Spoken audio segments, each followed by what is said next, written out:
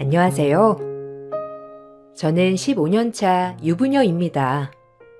결혼 10년이 넘고서 아이를 낳고 남편과 열심히 키우고 있어요. 요즘 들어 더 늦기 전에 둘째를 낳아야 하나 고민을 많이 하고 있는데, 나이도 나이지만 저와 남편은 과연 두 아이를 제대로 잘 키울 수 있을까 하는 생각 때문에 많이 주저하고 있어요. 저희가 이렇게 고민을 하는 이유는 바로 남편의 형 때문인데, 고민을 하게 된 이유를 여러분들에게 한번 얘기를 해 보려고요. 남편에게는 형이 한 명 있는데, 어릴 때부터 매번 사고를 치는 사람이라고 했어요. 저희가 대학 때 만나 졸업하고 취업을 하자마자 일찍 결혼을 했는데, 저희가 먼저 결혼을 한다고 하니까 누구보다 극구 반대를 했던 게 바로 아주버님이었죠. 아니, 너네 무슨 임신한 것도 아니고 뭘 벌써 결혼을 한다고 그래? 아직 나도 장가 안 갔구먼. 됐어. 이런 것도 다 순서가 있는 건데 무슨 나보다 먼저 결혼이야, 결혼은. 절대 안 돼. 그리고 그런 건 나한테 먼저 상의를 해야 하는 거 아니냐? 어떻게 결혼식 허락을 부모님한테만 받을 수가 있어? 형한테도 물어보고 먼저 결혼해도 되냐, 안 되냐? 아니다. 그게 원래 순서가 아니니 그딴 생각을 하는 거 자체가 안 되는 거지. 아, 뭔 소리야. 결혼 허락을 왜 형한테 먼저 받아? 그리고 형 결혼 안 한다며. 생각도 없다고 해놓고서는 무슨 형이 결혼할 때까지 기다리라는 거야? 그럼 나보고 평생 혼자 살라는 거야? 언제는 자긴 결혼 생각 없으니까 먼저 하라고 해놓고서는 갑자기 무슨 소리야? 어쨌든 우린 먼저 결혼할 거고 이미 상견례 날짜까지 나왔으니까 이상한 소리 좀 하지 마. 누가 허락했다고 상견례를 잡아? 나 이 결혼 허락한 적 없거든? 그리고 내가 언제 결혼 안 한다고 했어? 지금 당장은 결혼 생각 없다고 했지. 제대로 된 여자가 있어야 결혼을 할 거 아니야. 그리고 너 아무리 대학 때부터 연애했다곤 하지만 그렇다고 바로 결혼하는 건 좀 아니지 않나? 내가 뭐 여자친구 있는 앞에서 할 말은 아니지만 솔직히 우리 집안 정도면 빠지지도 않고 너 호구 잡힌 거 아니냐? 아, 진짜 뭔 소리 하고 있어? 우리 집안이 뭐가 잘났다는 건데? 그리고 내가 뭐 호구를 잡혀. 쓸데없는 소리 좀 하지 마. 유연이 앞에서 그딴 말 하지 말라고. 아, 내가 미쳤다 정말. 형한테 이런 소리를 그냥 할 게 아니었는데 마음에 안 들면 그냥 결혼식도 오지 마. 차라리 안 오는 게 더 낫겠어. 결혼을 할 때부터 아주버님은 마음에 안 든다면서 이것저것 꼬투리를 잡더라고요. 다행히 남편이 중간에서 잘 막아주긴 했지만, 그럼에도 불구하고 아주버님은 항상 막무가내였고, 결혼식 때도 필요한 때 정신없이 술을 마셔 인사불성이 되기도 했어요. 시부모님은 항상 저에게 미안해했고, 남편 또한 화를 많이 냈지만 사람이 변하지는 않더라고요. 결혼하고선 아예 더 편하게 말을 하기 시작했어요. 재수씨, 아무리 결혼을 저보다 일찍 했다곤 하지만 내가 결혼은 양보했으니 아이는 내가 먼저 낳아야 하는 거 알죠? 이런 것도 다 순서가 있는 건데 어떻게 된 게 결혼을 형보다 먼저 할 생각을 해요? 아무튼 내가 마음이 넓어서 그건 이해하고 넘어갔으니 망정이지. 하여튼간 결혼은 그렇다 치더라도 아이는 꼭 내가 먼저 낳는 걸로 하자고요. 결혼이나 하고 말을 거네. 그리고 우리 아직 아이 계획은 없으니까 제발 우리 자녀 계획하기 전에 결혼이나 하라고. 그리고 그걸 왜 와이프한테 말해? 요즘에 누가 먼저고 나중이고 그런 게 어디 있어. 조선시대도 아니고. 진짜 이상한 말 좀 하지 말라니까? 형 그렇게 따지면 뭐든 형이 먼저 해야 하는 거 아니야? 꼭 형한테 불리한 건 나중에 하겠다고 하면서 이런 건 꼭 순서 따지더라. 야, 집안에 순리라는 게 있는 거야. 꼭 조선시대에서만 이런 게 있는 줄 아냐? 재수씨, 알겠죠? 다른 건 몰라도 아이는 먼저 나오면 안 되는 거예요. 혹시 생기더라도 우리는 순서를 지키는 집안이니까 아쉽지만 뭐 어쩔 수 없지. 그런 불상사 생기지 않게 미리 조심조심 하자고요. 요즘 뭐 그런 것도 있더구먼. 여자가 임신 안 되게 하는 피임기구? 이런 것도 있던데. 재수씨 간단하니까 그런 거 하면 되지 않나? 네? 지금 저보고 피임기구를 하라는 거예요? 아주버님, 아무리 그래도 그런 걸 저한테 말하는 건 좀 저희가 알아서 할게요. 아까 남편이 말했다시피 아직은 아이 가질 계획도 없고요. 제가 아주버님한테 이런 식으로 말을 들을 이유도 없는 것 같아요. 아이, 재수씨 좀 예민하네. 내가 뭐 재수씨한테 빔 그거 해라 말라 하는 게 아니라 조심하자는 거죠. 나야 뭐 조심할 건 없지만 재수씨랑 동생은 좀 조심해야 하지 않겠어요? 나한테 미안할 텐데 먼저 결혼해가지고 임신도 먼저 하면 아랫대에서 서열이 틀어지지 않겠어요? 서열 운운하는 남편의 집안은 그렇다고 아주 보수적인 집안도 아니었어요. 그렇게 따지면 아주버님은 여러 번 재수하느라 남편이 먼저 대학도 갔고 군대도 먼저 갔다 왔고 심지어 취업도 먼저 했는데 그건 또 순서대로 안 했다고 한 것도 아니었죠. 더군다나 집에서 조용히 생활하는 사람이었으면 이렇게 불만이 많지도 않았을 것 같은데 어느 날은 남편이 저한테 조용히 얘기를 꺼내더라고요. 아, 여보. 일단 당신만 알고 있어. 나도 아까야 알았는데 도저히 이건 나 혼자서 해결할 수 있는 건 아닌 것 같아서. 형 지금 경찰 조사 받고 있대. 인터넷 노름하다가 적발돼서 조사받는데 뭐 다행인지 뭔지 징역은 안 받는다고 하는데 돈이 없다고. 아, 얼마 나올지는 모르겠다고 하더라고. 부모님한테는 절대 말하면 안 된다고 하는데 어떻게 하지? 뭐? 지금 뭐라고 했어? 노름? 아, 저번에도 무슨 친구들이랑 술자리에서 내기하다가 싸움 나서 경찰서 갔다 왔다더니만 이번에는 뭐? 노름? 진짜 당신 형이지만 정말 가지가지 하신다 정말. 뭘 어떡해. 어머님 아버님도 결국에는 아시는 거 아니야? 아니 부모님한테도 밝히지 못할 일을 왜 굳이 하는 거야? 정말 이해가 안 되네. 아, 그러니까. 나도 답답하네. 어쨌든 엄마 아빠 아시면 난리 날 거고 어떻게 하지? 형은 나중에 자기가 벌어서 갚겠다면서 이번만 빌려달라고 하는데 진짜 갚을지도 모르겠고 뭐 어떻게 할지는 모르겠네. 당신한테도 미안하고 형이 자꾸 사고 쳐가지고 당신까지 신경 쓰게 하는 것 같아서 미안해. 내가 이번에는 형이랑 잘 얘기해서 정신 차리라고 할게. 당신이 잘 생각해서 선택해. 난 뭐라고 할 말이 없어. 어차피 뭐 아주버님이 내 얘기 들을 것도 아니고 솔직히 당신이 말한다고 해서 들을 사람도 아니고 어쨌든 그래도 이번에는 경찰 조사까지 받아서 벌금도 나온다고 하니까 뭐 정신이라도 차리시겠지. 아주버님은 한탕주의였는데 항상 노름과 내기를 일삼으면서 각종 분란을 일으키곤 했었죠.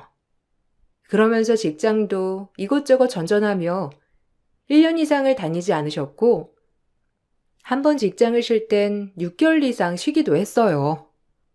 반면 남편은 늘 한결같이 성실하고 꾸준한 사람이었는데 직장도 졸업 후 다닌 직장을 10년 이상 꾸준히 다녔죠. 워낙 두 사람 성향이 달랐는데 남편은 그래도 아주버님의 인생이라 존중해줬지만 아주버님은 아니셨어요. 야, 너는 왜 그렇게 미친 듯이 회사에 목숨을 걸어? 어차피 그만두면 남되는 회사를 그렇게 열정을 쏟아서 하고 싶어? 네가 열심히 한다고 해서 뭐 월급을 더 주기라냐? 승진을 빨리 해주기라냐? 결국에는 꼴랑 월급 조금 받으면서 일할 거면서 무슨 야근이니 뭐니 하면서 일을 해? 참. 그러지 말고 내가 좋은 소스 줄 테니까 우리 투자 같이 한번 해보는 건 어때?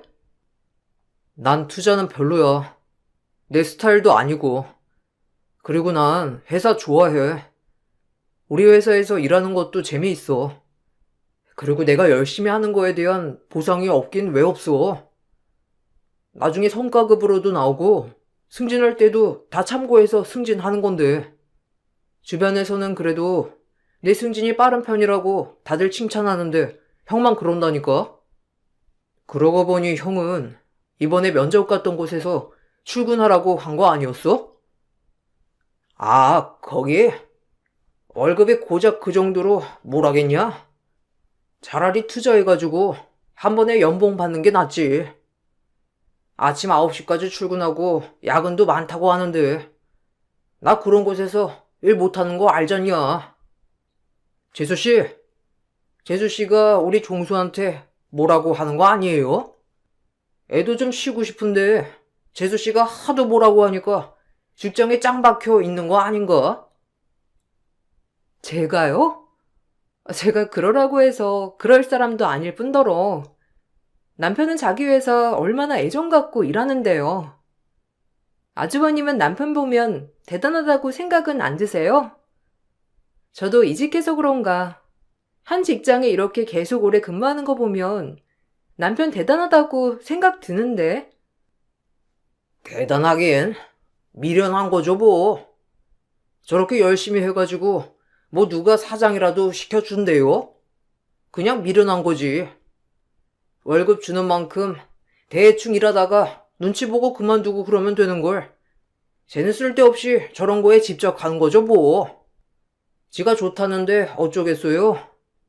재수 씨라도 뭐 투자 생각 있으면 할래요? 하긴 종수나 재수 씨나 배포가 콩알만 해서 투자는 못하죠? 직장도 안정적이지 않았고 그렇다고 모아둔 돈도 없었지만 아주버님은 저희가 결혼한 이후부터 결혼에 대한 의지를 불태우시더라고요. 원래는 여자는 즐기는 거란 막말을 하던 사람이었는데 어느 순간부터는 자기와는 다른 조신하고 참한 여자를 찾기 시작했죠. 당연히 아주버님에게 들어오는 선자리도 없었고 겨우겨우 선자리를 마련해서 소개를 해줘도 아주버님은 복에 겨워 다 거절하곤 했어요. 시어머니가 정말 어렵게 찾고 찾아 주선한 선자리도 아주버님 막말 때문에 파탄이 난 적도 있었는데 시어머니가 너무 속이 상해 저에게 전화까지 올 지경이었어요. 아이고, 난 정말 네 아주버님 때문에 제명에 못 살 것 같다. 아유, 제가 도대체 왜 이러는지 나는 이해를 도통 할 수가 없어. 어릴 때는 그래도 나름 자기 생활 잘하는 것 같더니만 나이가 들수록 왜 이렇게 철없어지는지 나이를 거꾸로 먹는 것 같다니까. 이번에 어렵게 부탁해서 선자리 마련했는데 걔가 거기서 뭐라고 했는지 아니? 나 참 기가 막혀서 말이 안 나와. 왜요? 아주버님 그래도 신나서 선자리 가신 거 아니세요? 전날에 남편한테 같이 백화점도 가자고 하고 옷도 머리부터 발끝까지 엄청 챙겨 입고 나갔다던데. 선보는 여자분도 엄청 미인이시라고 하던데. 그래도 아주버님 직장이나 이런 건 아시고 선자리 마련하셨다고 하셨잖아요. 그런데도 선자리 오니까 그쪽에서 마음에 안 들다고 하셨대요? 아니, 그게 아니라, 아휴, 그니까 걔는 가진 것도 없으면서 뭐 그렇게 배짱을 부린다니? 참하고 예쁜 아가씨가 나왔으면 감사합니다 하고 해야 할 건데, 성형은 어디랬느니? 집은 자가냐, 전세냐? 월급은 얼마나 받냐? 시부모 보실 생각 있느냐면서. 아이고, 자긴 결혼할 때 반반 비용 낼 여자가 필요하단다. 기가 막히지? 뒷골악선이는 생각도 안 하고 말이야. 내 아들이지만 진짜 어디 한번 쥐어 박았으면 좋겠어. 어머, 그런 말을 하셨다고요? 갑자기 왜 그런 말을 하셨대요? 사진 보시더니만 엄청 마음에 들어있다고 하셨잖아요. 손자리에서 뭐 기분 나쁜 일 있었던 건 아니고요? 별말 없었는데 갑자기 그런 소리를 한 거예요? 그래, 그냥 자리에 앉자마자 저런 얘기를 했다더라. 여자도 직업이며 뭐 이런 거 다 상황 알지만 사람이 중요하니까 한번 만나보려고 했다가 처음 얼굴 보는 자리에서 바로 저런 말하니 그 자리에서 일어나 나가 버렸대. 그렇게 가니까 종대개는 뭐라고 했는지 아니? 아휴, 개념이 없는 여자란다 정말. 쟤를 어쩌면 좋니? 유연아, 내가 너한테 형님 자리 꼭 채워주고 싶었는데 내가 죽기 전까지는 절대 안 될 것 같아. 선자리를 그렇게 파탄을 낸 아주버님은 얼마 뒤에 결혼을 한다면서 형님을 데리고 오셨는데 알고 봤더니 이미 형님과 만나는 와중에 선자리를 나간 거였어요. 형님께는 그 말을 꺼내지도 못했지만 아주버님은 역시 기대를 저버리지 않는 사람이구나 생각이 들었어요. 어쨌든 온 가족의 골칫거리였던 아주버님이 장가를 간다고 하니 형님에게는 정말 미안한 마음이 들기도 했어요. 혹시라도 아주버님 성격을 전혀 모르고 결혼하는 건 아닐까. 아주버님이 엄청난 연기력으로 형님을 속이고 있는 건 아닐까. 가족들이 주의 깊게 보기도 했죠. 그런데 보니 형님도 아주버님이랑 똑같더라고요. 동서, 말 놓아도 되지? 어차피 내가 동서보다 나이도 이고 설도 위잖아. 안 그래? 들어보니까 결혼하기 전에 약속했다며? 우리가 애 낳기 전까지는 동순애도 아이 안 갖기로. 우리는 이제 아이 가질 거거든? 근데 우리가 아이 낳고서도 바로 나오면 좀 그렇잖아. 나이 차도 별로 안 나고. 한 2, 3년 있다가 낳는 건 어때? 그리고 우리가 아들을 낳으면 동순애는 딸을 낳으면 좋을 것 같은데. 성별을 제가 뭐 어떻게 정할 수 있는 것도 아닌데. 저희는 아직 자녀 계획은 없어요. 남편이 좀 있으면 승진식이라 그때 지나고서 한번 생각해 보려고요. 저도 이직한 지 얼마 안 돼서 직장 좀 더 다니고 계획하려고 생각하고 있어요. 형님은 바로 임신 계획하시는 거예요? 아무래도 그래야 하지 않을까? 남편이 첫째잖아. 그럼 이제 장손 낳아야 나도 좀 편해지겠지? 남편이나 나나 아직 건강하니까 지금 계획하면 뭐 당장 임신은 어렵지 않을 거라고 생각해. 그래도 출산일 이것저것 생각해서 3개월 안으로는 가지려고. 왜? 동서는 병원 다녀야 되는 거야? 하긴 동서 보니까 임신이 쉬울 것 같지는 않네. 나는 생리도 꼬박꼬박 잘하거든. 아, 제가요? 저도 생리 꼬박꼬박 잘하긴 하는데. 근데 물어보니까 그거랑은 별개라고 하더라고요. 저 아는 사람도 30대 초반에 결혼했는데 생각보다 임신이 안 돼가지고 검사 받아봤더니 생리를 꼬박꼬박 해도 잘 안 되는 사람도 있다더라고요. 그래서 병원 다니면서 임신했거든요. 저희는 계획하면서 바로 병원 다니려고요. 형님은요? 나? 내가 왜 병원을 다녀? 아유, 동순애는 좀 시원치 않아? 우리는 괜찮아. 그런 게 또 나이랑은 별개잖아? 솔직히 나도 40대니까 걱정되겠다고 많이 듣는데 나 보기보다 신체 나이 젊거든. 남 병원 안 다녀도 임신 잘 될 것 같은데? 어쨌든 가족 서열도 있는데 동서는 아직 아이 생각은 없다고 하니까 그 말 믿고 있을게. 아주버님과 똑같이 말하는 형님을 보면서 똑같은 사람을 잘 만났구나 생각이 들었고, 아주버님만큼이나 형님도 마찬가지로 저에게 굉장히 무례하셨어요. 시댁에 한 달에 한 번은 찾아갔었는데 그때마다 꼭 아주버님과 형님도 같이 오셨고, 형님은 은근슬쩍 제 옷 택을 확인하시기도 하고 들고 있는 가방이 뭔지도 보기도 하셨어요. 동서, 못 보던 옷인데 새로 샀어? 어디서 샀어? 택 한번 봐도 돼? 여긴 어디지? 아니, 내가 웬만한 브랜드 택은 알고 있는데 이건 어디 건지 잘 모르겠네. 그나저나 동서, 요즘 피부 관리는 잘 안 하는가 봐. 동서 나이에 이렇게 탄력이 없으면 되겠어? 누가 보면 나보다 언니인 줄 알겠네. 동서, 화장품은 못 써? 화장할 때 그렇게 얇게 화장하면 기미랑 이런 거 다 보이지 않아? 아, 이거 그냥 보세 옷이에요. 브랜드는 아니고.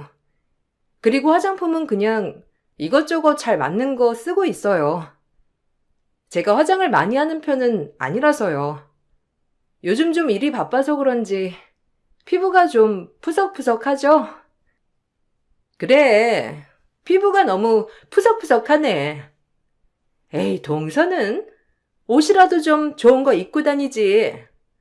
보세를 입는 사람이 어디 있어? 사람은 그래도 보이는 이미지가 단데 그렇게 아껴 써야 살 수 있는 거야? 하긴 도련님 월급이면 뭐 브랜드 옷 하나 사기는 힘들겠네. 동서는 그냥 사원이지? 월급이라고 하면 얼마나 되겠어? 도련님은 언제 승진한대? 옷 사기 부담스러워서 안 사는 건 아니고요. 그냥 제 마음에 드는 옷 사서 입는 거라. 저는 브랜드고 뭐고 그런 거 따지면서 사는 건 아니거든요.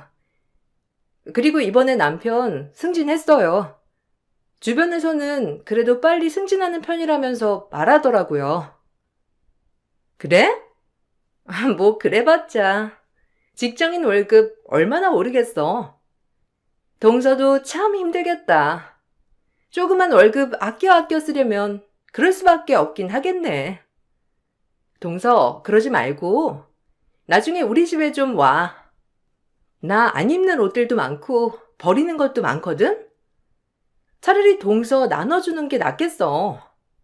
아우, 미리 알았으면 그거 버리지 말고 동서한테 줄 걸 그랬어.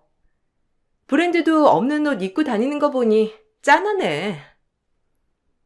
대놓고 형님이 저를 무시해도 시부모님은 아무런 말도 못하셨고, 그래도 못난 아들 걷어간 형님이니 혹시라도 잘못 말이라도 꺼내면 다시 아들 되돌려 놓을까 걱정이 이만저만이 아니셨죠. 시부모님은 큰아들이 결혼을 하고 난 후에도 혹시라도 아들이 사고를 치면 어쩌나 전전긍긍 하셨는데, 그걸 알고 있었던 전 시부모님을 원망도 하지 못하고 답답한 마음만 갖고 있었죠. 그나마 남편이 적극적으로 나서줘서 마음이 괜찮았어요. 그래도 시부모님도 못 말리시니 형님은 시간이 갈수록 더 기세등등해 절 무시하시더라고요. 동서, 저번에 동서 친정 어디라고 했지? 뭐 무슨 읍이라고 했나? 아, 동서 혹시 어릴 적에 무슨 산 타고 놀고 그런 거 아니지? 나는 그런 거 TV에서나 봤지. 진짜 그런 곳이 있을까 싶었는데. 아니, 남편한테 물어보니까 동서네 동네가 딱 그런 곳이라고 하더라고. 동서는 나이만 나보다 어리지. 시골 촌구석에서 어렵게 지내다가 상경한 거야? 형수님, 그런 거 아니에요. 장인어른이랑 장모님께서 귀촌하셔서 주소지가 그렇게 된 거고, 와이프는 어릴 적부터 여기 지역에서 태어나고 자랐어요. 그렇게 따지면 형수님이 자란 동네가 더 촌이죠.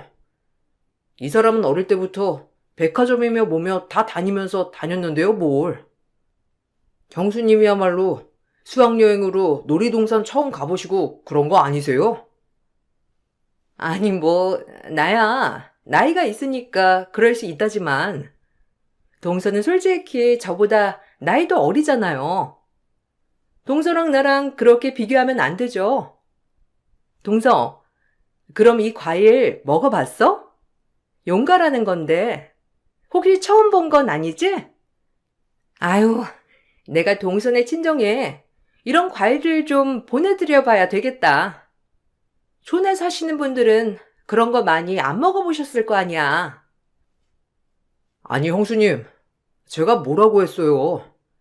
장인어른이랑 장모님께서 기촌하셔서 그런 거라니까요.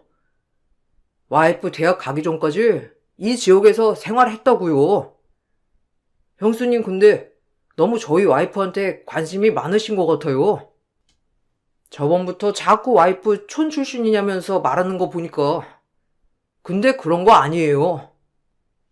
아이고, 알았어요, 알았어. 동서는 이렇게 남편이 두둔해주고 너무 좋겠네. 그냥 말해본 거예요. 동서, 기분 나빴어? 아니지? 장난이야, 장난. 기분 나빠하지 마. 그냥 나는 좀 신기해서 그런 거야. 동순의 친정 주소가 읍으로 되어 있어가지고 말이야.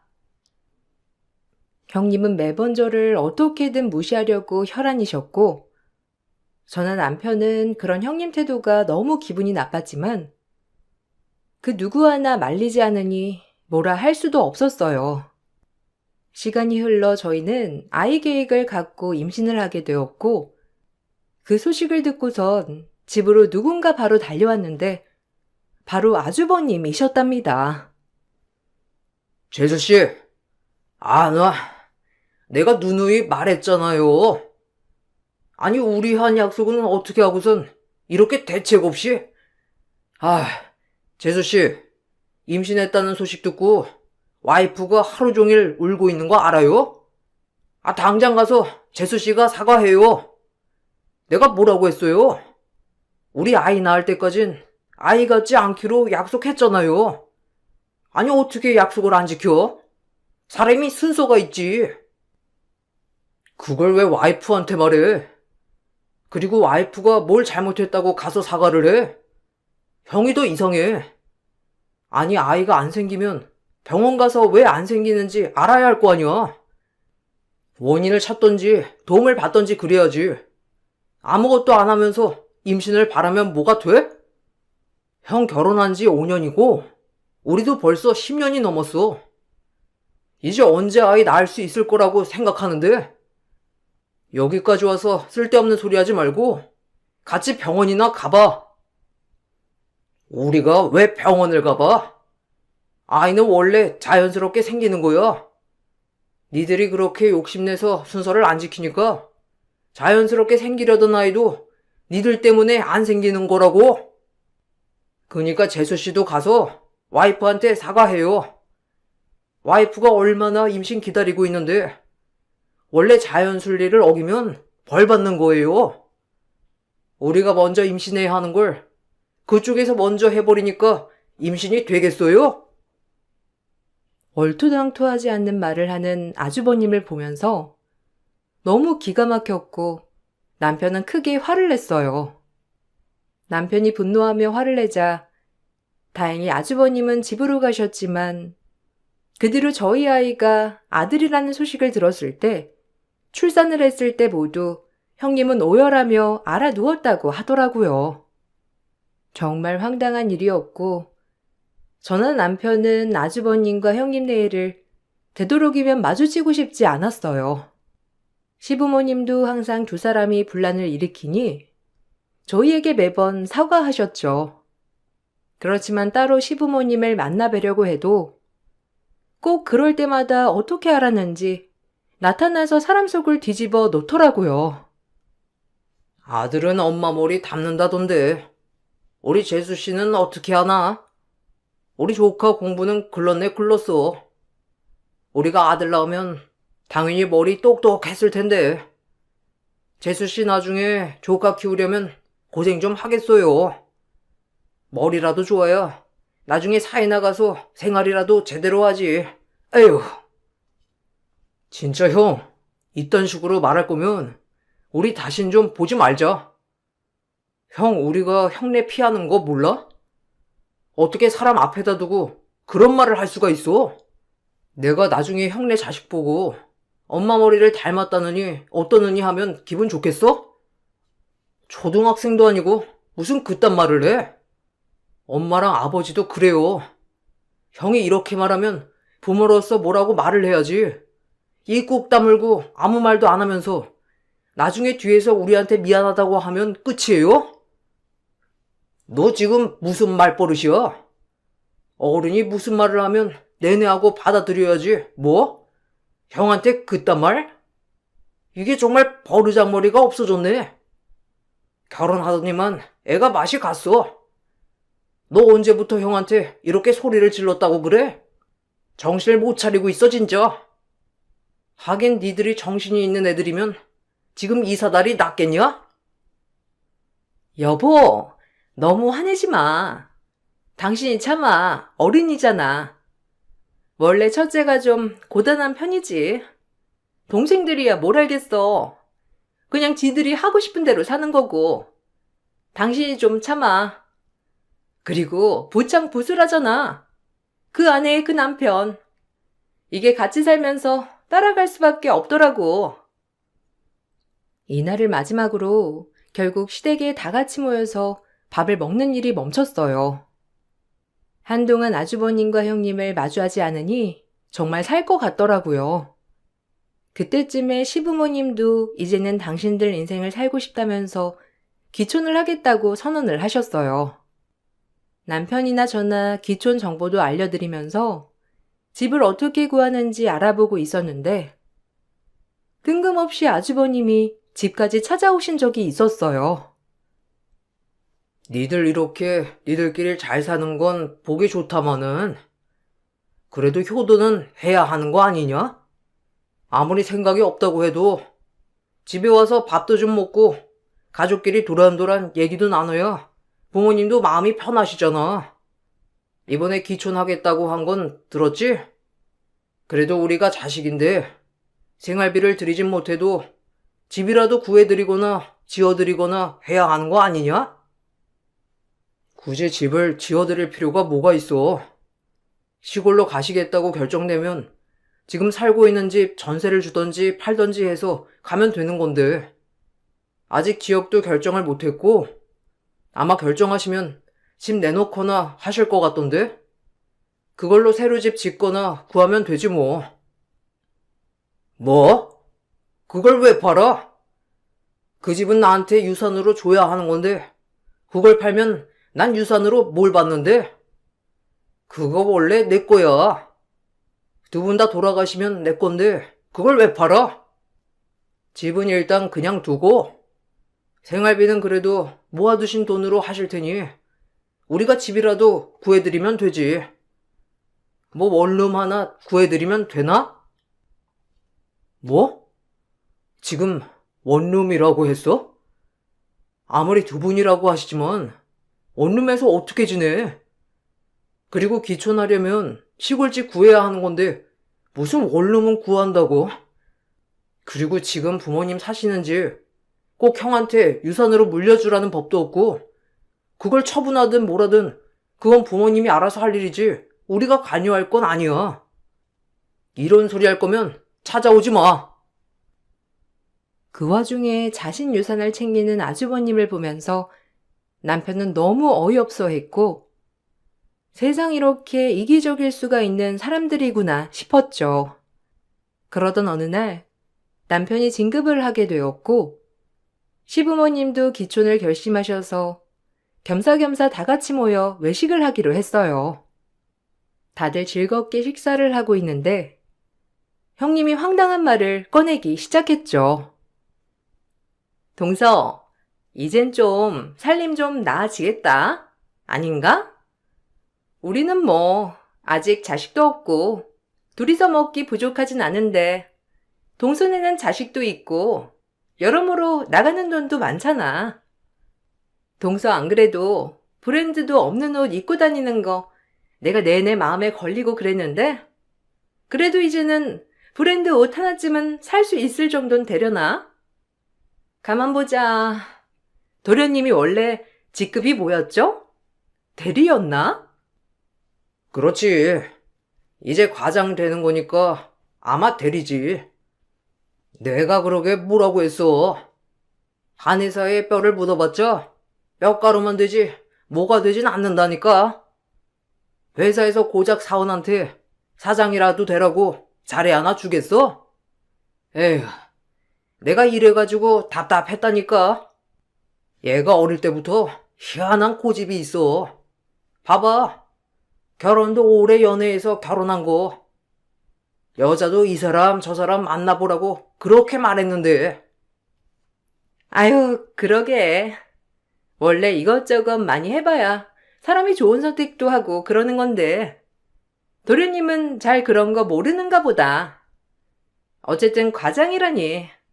참 그 나이에 과장이면 밥은 먹고 살겠니? 에휴, 내가 안 그래도 이런 말을 안 하려고 했는데 내 친구가 도련님 회사에 다니고 있거든요. 안 그래도 진급했다는 소식은 듣긴 했는데 뭐 과장이라니. 열심히 한 대가가 그러니까 좀 그렇다. 아주버님과 형님은 분위기 파악도 못하고 둘이서 신나 깔깔 대더라고요. 저와 남편, 시부모님 모두 무표정한 얼굴로 두 사람을 바라보고 있었고 그때 기업부장 형님에게 회사 친구라고 했던 사람이 전화가 오더라고요. 형님은 호랑이도 제 말하면 온다더니 하며 저희에게 친구 이름을 보여주면서 아까 말한 그 친구라며 말을 했죠. 그런데 전화를 받던 형님 표정이 한순간에 어두워졌는데 너네 회사에 대표로 가는 건데 몰랐어? 라며 형님 친구 목소리가 들렸죠. 전화를 끊더니만 형님은 갑자기 사색이 되어 말을 했어요. 도련님, 이게 무슨 소리예요? 저희 회사 대표로 온다니요. 갑자기 이게 무슨 소리... 아니, 이번에 대표 바뀐다고 했던 게 도련님이에요? 어떻게 이렇게... 지금 장난하는 거죠? 갑자기 대리에서 무슨 대표야? 뭐 단체로 몰래카메라 찍는 거예요? 이런 거 너무 재미없는데? 제 친구인 거 도련님 알았어요? 내가 말을 했었나? 아니요. 형수님 친구분 계신지는 몰랐죠. 뭐 안 그래도 말씀드리려고 했는데 다음 달부터 제가 거기 대표로 갈 겁니다. 회사에서 그 회사 인수를 했다더라고요. 그건 들으셨죠? 대표 자리 두고 말이 좀 많았는데 그쪽 대표가 워낙 사건 사고도 많은 사람이라서 믿을 만한 사람으로 제가 승진하며 그쪽으로 넘어가게 됐어요. 일단 이렇게 알게 됐으니 앞으로 자주 보겠네요, 형수님. 아니, 원래 그럴 수가 있는 건가? 갑자기 일개 사원이 무슨 대표가 돼? 지금 나랑 장난하자는 거죠? 아닌데? 대표님이 나랑 같이 술 마셨을 때도 그런 소리 한 번 안 했는데? 아니, 내가 우리 회사 대표랑 좀 친하거든요. 근데 저번에 술 마실 때도 별말 안 하던데 갑자기 무슨... 형수님이 대표랑 친하던 아니던 뭔 그건 제가 알 바는 아니고 우선 그 사람 횡령권도 있어서 아마 가자마자 그거 조사할 것 같네요. 감사도 바로 실시할 거라 알고 계시면 좋을 것 같고요. 어쨌든 그렇게 가장되면 밥은 어떻게 먹고 사나 걱정을 대신하셨으니 제가 대표가 됐으니까 걱정은 안 하시겠죠? 남편은 10년 넘게 회사를 위해 일한 보답을 대표 자리로 받게 되었어요. 남편이 성사한 거래도 워낙 많았고 그 덕에 매출도 많이 올라 받을 수 있었던 자리였죠. 그렇다고 형님네 회사가 엄청 큰 회사는 아니었지만 어쨌든 한 회사 대표 자리를 갖게 되었다고 하니 형님은 뒤로 쓰러질 듯이 놀라하셨어요. 더 놀라운 얘기는 그 뒤에 있었어요. 남편이 대표로 간 후로 감사를 진행했는데 전 대표의 횡령건에 형님이 연루되어 있었죠. 거기다가 업무 태만까지 더해지며 그렇게 부장이라 자부심을 갖던 형님은 한순간에 회사에서 쫓겨나게 되었어요. 그 뒤로 사사건건 저희를 무시하던 아주버님과 형님은 굳이 찾아와서 사람 속을 뒤집어 엎었던 게 언제인지도 모를 정도로 소식조차 들려주지 않더라고요. 매번 연락을 해봐도 바쁘다며 끊어버리는 통에 요즘은 속 편하게 잘 지내고 있답니다. 들어보니 그렇게 쫓겨난 형님은 형사처벌로 벌금형을 선고받았고 아주버님은 아직도 정신 못 차리고 직장을 전전하고 있다고 하더라고요. 두 사람이 언제쯤 정신 차릴지 모르겠네요. 저와 남편은 육아에 열정을 쏟아붓고 있답니다. 성실한 남편의 성격은 육아에도 빛을 발하네요. 아이가 자라면서 한 명을 더 낳을까 고민을 하고 있는데 한 뱃속에서 나온 형제도 이렇게 성격이 다르니 참 고민이 되더라고요. 여러분들은 형제 자매가 있나요? 다들 어떤 관계로 지내시는지 궁금하네요. 제 얘기를 들어주셔서 감사드려요. 앞으로는 우리 세 식구 열심히 오손도손 살아보려고요. 안녕하세요. 저는 60대 초반 여자입니다. 사람 사는 인생 별거 없다 하지만 그동안 열심히 살아온 삶이 한순간에 무너지게 되는 일이 있었습니다. 한 가정을 지키기 위해 많은 것들을 희생하면서 살아왔었는데 지금 생각해보면 왜 이렇게 미련한 삶을 살았는지 후회만 밀려오네요. 언제부터인지 모르겠지만 3년 전쯤 남편의 행동들이 조금씩 눈에 거슬리기 시작했어요. 평생 택시 운전기사로 일만 해오던 남편이 갑작스럽게 일을 그만두겠다며 저와 한마디 상의도 없이 통보를 했어요. 많이 당황스러웠지만 그래도 계획이 다 있다는 말에 안심했었고 남편의 결정을 존중해 줬었죠. 그리고 그동안 고생한 만큼 한동안 쉬고 싶다는 말에 아무 말도 하지 않았어요. 가정을 위해 한평생 운전대만 잡았던 남편은 그날 이후부터 외박도 많이 하고 동료 직원들과 따로 만나 술자리도 가지면서 충분한 휴식을 취하고 있었어요. 쉴 때만큼은 아무런 간섭도 하지 않았고 최대한 배려를 해줬었는데 어느 날 늦은 새벽에 집에 들어온 남편이 술에 잔뜩 취해서 들어왔었습니다. 그런데 한쪽 손에 손바닥만한 작은 쇼핑백 하나를 들고 들어오더니 선물이라며 저에게 건네주더라고요.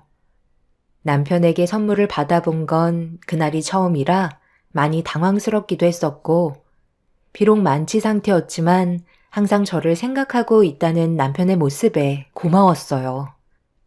평소에 많이 무뚝뚝하고 표현을 워낙 안 해서 서운한 적도 많았었지만 그날 받은 선물은 제 마음을 울렸고 쇼핑백 안에 포장되어 있는 작은 상자를 조심스럽게 열어보니 꽤 비싸 보이는 목걸이와 귀걸이 세트가 들어 있었어요.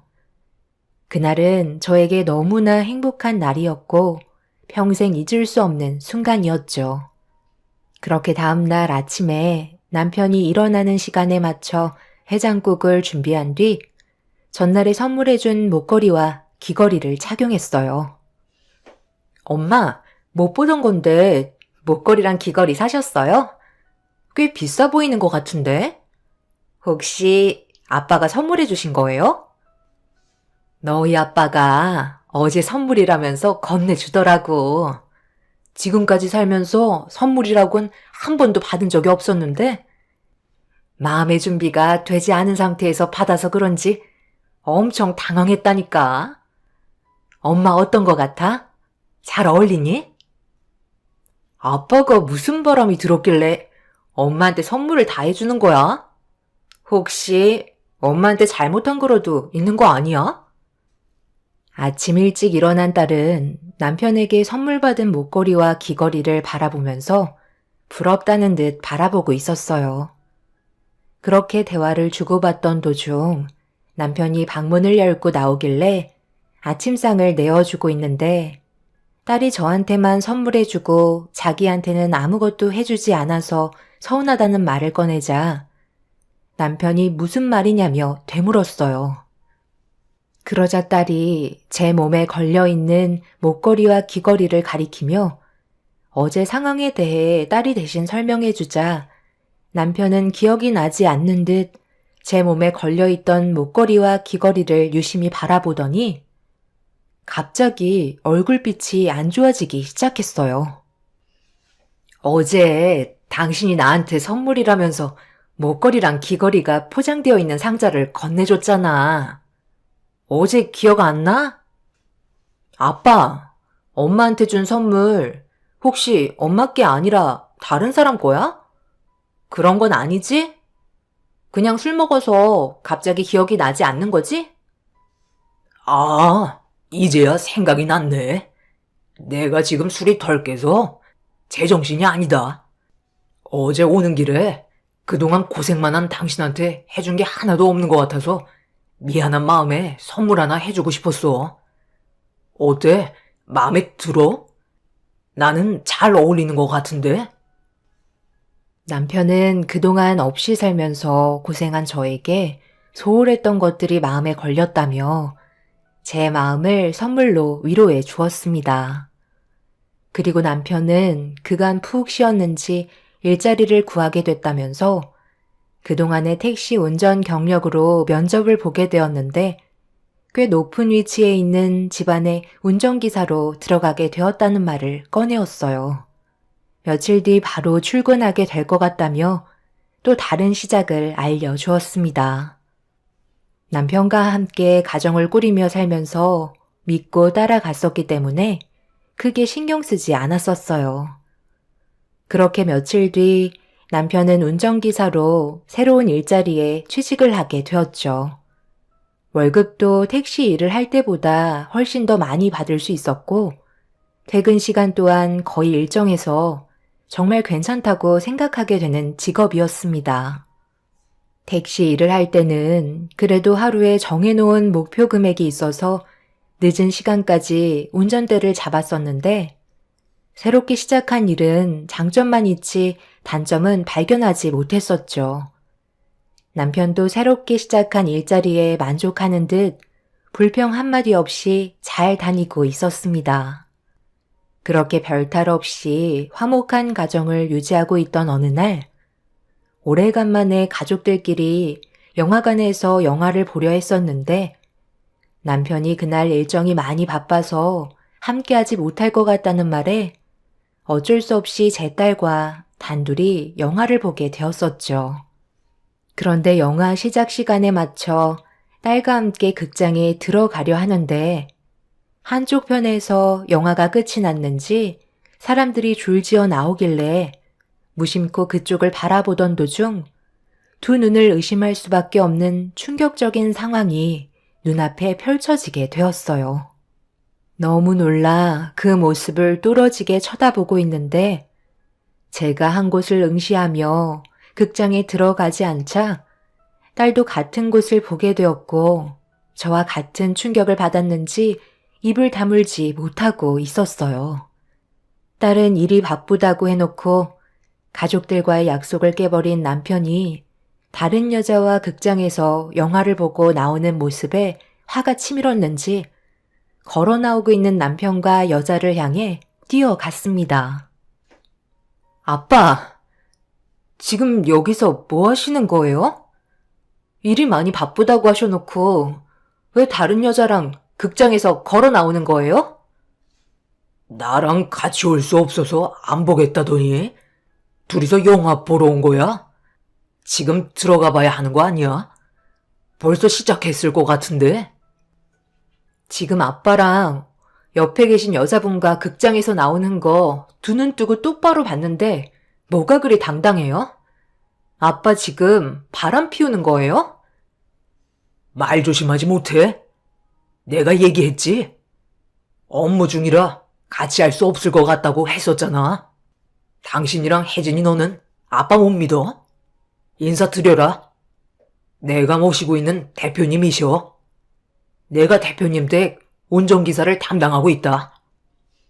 그렇게 얘기하면 엄마랑 내가 아빠가 하는 말을 전부 다 받아들일 것 같아요? 누가 아빠가 하는 말을 믿겠어? 오해할 만한 일을 만든 건 전부 다 제 불찰이니 사과드리겠습니다. 오늘따라 영화가 너무 보고 싶은데 같이 극장에 올 사람을 급하게 만들기도 그래서 어쩔 수 없이 장 기사님께 부탁을 하게 되었네요. 불쾌하셨다면 정말 죄송합니다. 딸은 화가 많이 났는지 사람들의 시선은 생각도 하지 않고 처음 본 여자에게 삿대질을 하면서 극장이 떠나갈 정도로 난리를 치고 있었습니다. 남편은 난감한 표정으로 딸을 말리고 있었어요. 솔직히 저 또한 기분이 좋은 건 아니었지만 그 여자의 겉모습에서 풍기는 아우라는 확실히 일반인과는 많이 달랐습니다. 일단 침착하게 대화를 주고받는 게 우선일 것 같아 제 딸을 진정시킨 뒤 조용한 곳으로 자리를 옮겼어요. 모든 건 확실하게 짚고 넘어가는 게 좋을 것 같았습니다. 이런 경험을 하게 된 것도 처음이었지만 저는 운전기사로 일을 하고 있는 남편의 사장이 남자인 줄 알고 있었는데 여자라서 어떤 식으로 받아들여야 할지 난감한 상황이었어요. 아무리 생각해봐도 상식 밖의 행동을 한 남편과 대표라는 여자가 둘이서 극장을 찾아온 건 누가 봐도 바람 피우고 있는 현장을 잡히게 된 불륜의 관계 같아 보였습니다. 그런데 서로가 마주 앉아 시선을 주고받고 있는데 남편 옆에 앉아있는 여자 대표의 목에 반짝거리는 게 보였어요. 어디서 많이 본 듯한 목걸이이길래 유심히 바라봤는데 제 시선을 눈치챈 여자가 저를 바라보더니 제 목에 걸려있는 목걸이를 손으로 가리키면서 꺼낸 한마디는 엄청난 충격을 가져왔고 남편에게 너무 큰 실망을 하게 된 나머지 그 자리에서 빠져나왔습니다. 목걸이랑 귀걸이 제가 착용하고 있는 거랑 똑같아서 많이 놀라셨나 봐요. 그 목걸이랑 귀걸이가 이번에 우리 회사에서 새롭게 출시하게 된 제품이거든요. 기념삼아 아내분께 가져다 드리라고 장 기사님께 하나 선물해 드렸었는데 생각보다 잘 어울리시네요. 이번 제품 반응이 상당히 좋을 것 같은데요. 그런데 혹시 액세서리 알레르기는 없으시죠? 그건 그냥 샘플이라 도금한 거라 오래 착용하면 두드러기가 일어날 수도 있거든요. 제가 착용하고 있는 건 백금이라 그런 걱정 없는데. 정품 제품 받고 싶으시면 저희 매장에 한번 들르세요. 괜찮은 거 몇 개 선물해 드릴게요. 괜찮으시죠? 너무 어이가 없어서 할 말을 잃어버리고 말았어요. 남편이 저를 생각해줘서 사온 선물인 줄 알았는데 그게 아닌 여자 사장의 회사에서 샘플로 받은 액세서리였다는 게 저를 너무 창피하게 만들었어요. 그 자리에서 더 이상 대화를 이어나갈 수가 없어서 먼저 자리에서 일어나 집으로 돌아올 수밖에 없었네요. 딸도 제가 일어나자 당황했는지 저를 뒤따라오면서 그냥 넘어가면 안 된다고 화를 냈지만 제 자신이 너무 초라하고 보잘것없는 여자처럼 보여서 더 이상 남편과 그 여자를 앞에 두고 앉아 있을 수가 없었어요. 그렇게 집으로 돌아와선 착용하고 있던 목걸이와 귀걸이를 전부 빼낸 뒤 다시 상자에 집어넣고 안 좋은 마음을 가진 채 남편을 기다리고 있었죠. 그리고 잠시 뒤 남편이 집에 들어오자 손에 들고 있던 액세서리 상자를 남편의 몸에 집어던지면서 동네가 떠나갈 정도로 난리를 치고 말았습니다. 아직까지 화가 난 거야? 당신은 그동안 나를 봐놓고도 몰라? 나는 그분의 운전기사일 뿐이라고. 같이 영화 본 것도 근무의 연장선인데 대화를 나누던 도중 먼저 일어나 집으로 가버리면 어떡해? 그렇게 돌발 행동을 하면 내 입장이 뭐가 되겠어? 당신도 그렇고 너도 생각 없는 행동을 보일 거였으면 뭐하러 부른 거야? 괜히 내 입장만 곤란해졌다고. 당신 지금 뭘 잘했다고 끝까지 거짓말 하는 거야? 내가 아무 생각 없이 그냥 온 것 같아? 어떻게 나한테 그럴 수 있어? 내가 그 여자 주려고 시간 투자해서 목도리 뜬 줄 알아? 목도리에 당신이랑 우리 가족 이름이 적혀 있는 거 몰라? 이번에는 뭐라고 그러게? 그 여자 대표가 추울까봐 걱정되는 마음에 당신이 착용하고 있던 목도리를 건네줬다고 얘기할 거야? 남편은 그 여자의 목에 감겨있는 목도리를 까맣게 잊고 있었는지 당황한 표정으로 할 말을 잃어버렸어요. 결국 저 몰래 그 여자와 서로 느끼고 있는 감정을 주고받으며 관계를 발전시키고 있던 거더군요. 이런 사실을 알게 된 딸은 자기 아빠한테 너무 큰 배신감을 느꼈다며 집 밖으로 뛰쳐나갔고, 저도 아무 말도 하지 못하는 남편의 모습에 실망만 남겨져 있던 상태라 흥분한 나머지 막말을 퍼붓기 시작했어요. 그런데 딸이 집 밖으로 나가는 순간 그동안 살면서 한 번도 본 적 없는 남편의 성격을 보게 되었고, 저에게 평생 지워지지 않는 충격적인 말들을 퍼붓기 시작했어요. 그리고 그 모습을 보던 저는 눈물을 쏟아내었네요. 나는 당신이랑 살고 싶어서 지금까지 지긋지긋한 인생을 버텨온 줄 알아? 나도 혜진이만 아니었다면 이렇게 살진 않았어. 이제 나도 내 삶을 찾아야 되겠어. 이번에 찾아온 기회 놓치고 싶지 않아. 우리 이제 그만하자. 각자 원하는 삶으로 돌아가는 게 좋지 않겠어? 어차피 당신도 이제 나랑 같이 살 이유가 없어졌잖아. 앞으로 당신 하고 싶은 대로 살면 되는 거야. 지금 그걸 말이라고 하는 거야? 당신은 지금까지 나랑 혜진이와 함께했던 모든 날들을 아무렇지도 않게 머릿속에서 지울 수 있어? 내가 잘못한 게 있으면 이런 식으로 표현하지 말고 얘기를 하면 되잖아. 나도 지금껏 당신한테 한다고 했지만 아내로서 부족한 게 있을 수 있다고 생각해. 어찌됐든 당신이 잘못한 건 인정하고 다시 제자리로 돌려놓는다고 약속해. 혜진이가 지금 얼마나 많은 상처를 받았는 줄 알아? 용서해 줄 테니까 이제 그만 여기에서 멈춰. 더 이상 가면 돌이킬 수 없다는 거 당신도 모르는 거 아니잖아? 미안하지만 내가 당신한테 모든 걸 고백한 건 지금 이 자리에서 끝내기 위해 사실을 털어놨던 거야. 그동안 가진 거 없는 나 때문에 고생 많이 한 거 알지만 나도 그만큼 많이 힘들었어. 남은 인생 더 이상 이렇게 살고 싶지 않아. 더 못 볼 걸 보기 전에 여기에서 그만 끝내는 게 좋겠어. 그동안 어떻게 얘기할지 몰라 가지고만 있던 건데 이제야 꺼낼 수 있게 됐네. 내가 전부 다 작성했으니까 당신은 그냥 사인만 하면 돼. 위자료는 알아서 챙겨줄 테니 너무 걱정하지 말고 우리 여기까지만 하자. 남편이 택시 일을 그만두고 운전기사 일을 하게 된 건 어느 날 그 여자가 남편 택시를 타게 됐는데 그때 급한 약속이 있었는지 최대한 서둘러서 목적지까지 도달해 달라는 부탁을 남편이 들어주었고 시간 내에 도착을 하게 되었어요. 남편의 운전 스타일이 마음에 들었는지 그날 이후 몇 번 더 도움을 받게 되었고 앞으로 함께 일을 하고 싶었는지 그 여자는 정식으로 남편에게 운전기사를 제안하게 되었어요.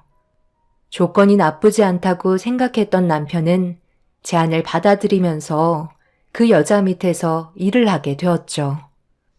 그런데 둘이 함께 움직이는 시간이 많다 보니 이런저런 대화를 주고받으면서 무언가 서로 통하는 게 있었는지 눈이 맞게 된 거였어요. 그 여자는 지금까지 결혼도 하지 않고 일밖에 모르는 사람이었죠. 적은 나이도 아니고 빌딩주에 가진 것도 많은 그 여자가 남의 가정을 깨면서까지 남편을 곁에 두려는 행동을 이해할 수 없었습니다. 결국 남편은 그 여자의 부를 쫓아가기 위해 저를 버리고 그 여자를 선택하게 되었어요. 함께한 세월은 이혼 서류 한 장으로 남남이 되어버리는 상황을 겪고 말았습니다. 남편은 그동안 모든 걸 다 놓고 몸만 가지고 떠나버렸네요. 이런 상황을 전부 다 알고 있었던 딸도 부모에 대해 많은 실망을 했는지 한동안 모습을 보이지 않았습니다. 한평생 지지고 볶으며 살아왔던 남편과의 추억들이 집에 고스란히 남아있는데 너무 순식간에 바뀌어버린 삶이 적응이 되지 않아 너무 힘이 들었어요. 딸도 몇 달 동안 연락을 받지 않자 이건 아닌 것 같아 남편이 있는 곳으로 찾아갔습니다. 일반 사람들은 바라보기만 할 수 있는 으리으리한 저택에서 남편에게 전화를 한 뒤 나오기만을 기다리고 있는데 대문이 열리는 순간 제 두 눈을 의심할 만큼 충격적인 광경을 목격하게 되면서 입을 다물지 못했습니다. 대문에서 남편과 그 여자가 손을 잡고 나오고 있는데 그 뒤로 제 딸이 뒤따라 나오고 있었어요. 무슨 상황인지 몰라 딸의 이름을 부르면서 가까이 다가가려 하자 남편이 저를 막아섰어요. 이거 안 나? 당신 지금 뭐 하는 거야? 내 딸이 왜 이 집에서 나오는 건데? 혜진아, 여기서 이러지 말고 엄마랑 집에 가자. 나한테 엄마는 지금 제 옆에 있는 이분이세요. 제가 알고 있는 엄마는 버린 지 오래예요. 아빠, 이제 그만 가요. 내가 그만 찾아오라고 얘기했는데 왜 여기까지 찾아온 거야? 우리는 이제 남남이 된 거 몰라? 그리고 혜진이도 우리와 함께 살기로 결정했어. 알고 보니 결혼을 생각하고 있던 남자가 있더라고. 그런데 그동안 말을 하지 못하고 있었는데 이 사람이 능력이 좋으니까 도움을 받고 싶었는지 새엄마로 받아줄 마음이 있다고 찾아왔는데 아빠인 내가 내칠 이유가 없잖아. 그래서 앞으로 우리 집에서 함께 지내기로 결정했어. 당신이랑 같이 살아봤자 솔직히 좋을 거 하나 없잖아. 내 딸 인생 망칠 생각하지 말고 이제 그만 돌아가. 그리고 두 번 다시 우리 앞에 나타나지 마. 위자료도 적당히 챙겨줬잖아. 딸은 새엄마라고 부르며 팔짱을 낀 채 차에 올라탔어요. 남편은 한 번만 더 자기 집에 얼쩡거리면 경찰에 신고하겠다고 저에게 큰소리친 뒤 상견례가 있는데 저 때문에 늦었다며 급하게 운전대를 잡았어요. 저와 눈도 마주치지 않는 딸의 모습에 너무 큰 상처를 받은 저는 이대로 딸까지 보낼 수 없어서 택시를 타고 남편의 차를 뒤따라가게 되었죠. 그렇게 한참을 달려 도착하니 많이 비싸 보이는 식당 앞에 차가 멈추었고 다들 서둘러 식당 안으로 들어갔습니다.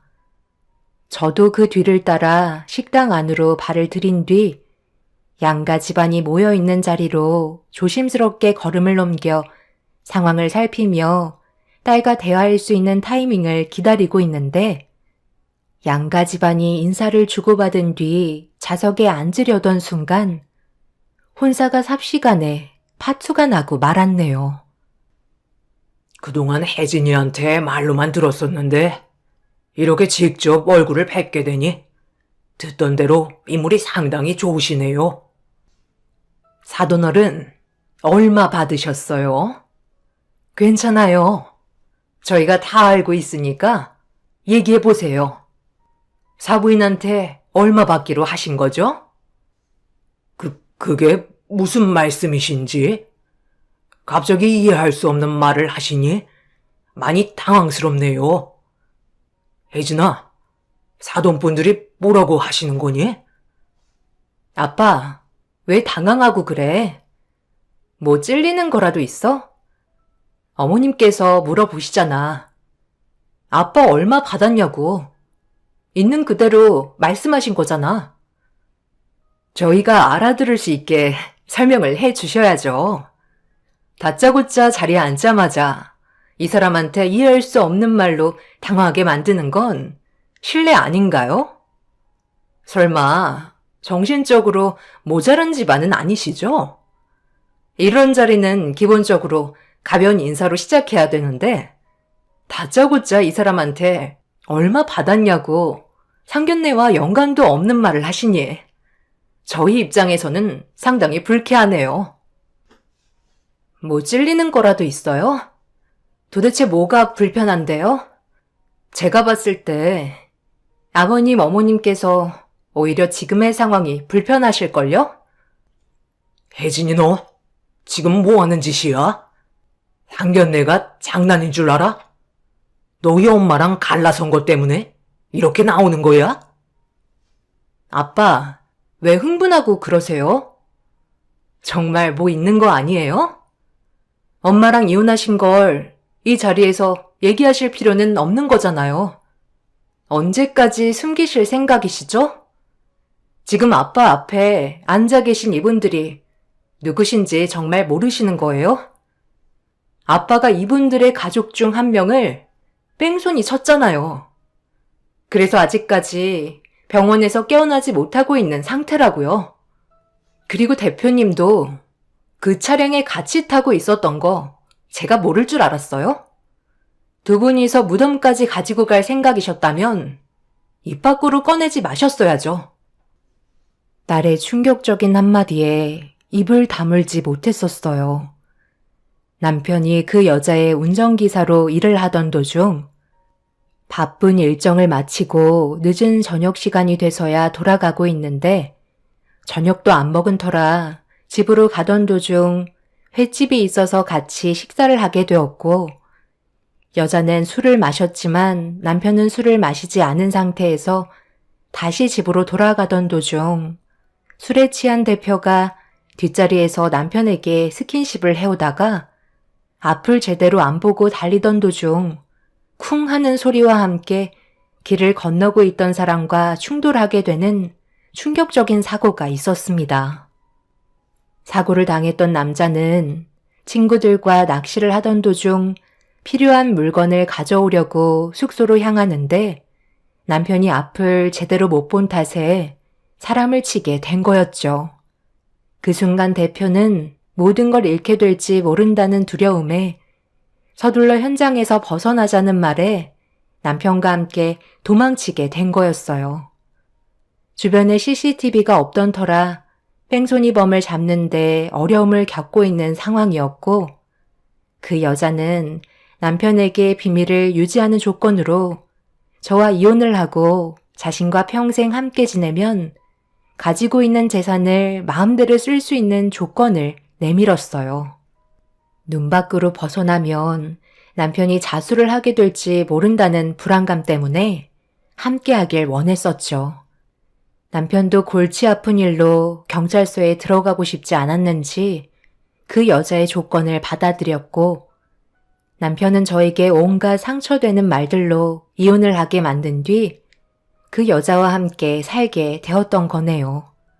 딸은 자기 아빠에게 너무 화가 난 나머지 분풀이를 하려고 찾아간 거였는데 남편은 그래도 자기 딸이라고 괴로워하는 모습이 마음에 걸렸는지 집 안으로 딸을 들인 다음 자신이 가지게 될 재산으로 좀 더 나은 삶을 살게 해주고 싶었는지 그 여자한테 딸과 함께 살면 안 되겠냐고 방에서 단둘이 대화를 주고받던 도중 이런 문제가 밝혀질까봐 두려웠던 상간녀는 거부 의사를 표현하며 함께 지내는 걸 반대하면서 사고를 냈던 상황들에 대한 얘기를 꺼내게 되었고 결국 모든 걸 엿들은 딸이 이 사실들을 전부 다 알게 되었던 거죠.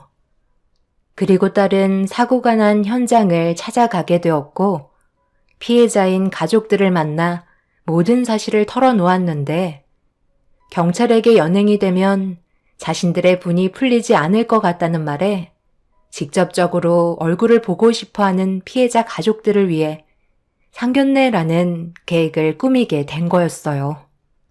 결국 딸은 모든 상황의 아픔을 두 눈으로 지켜보면서 동시에 복수까지 하고 있었습니다. 피해자 가족들은 상간녀와 남편의 머리채를 잡으며 온몸으로 분노를 표출하고 있었습니다.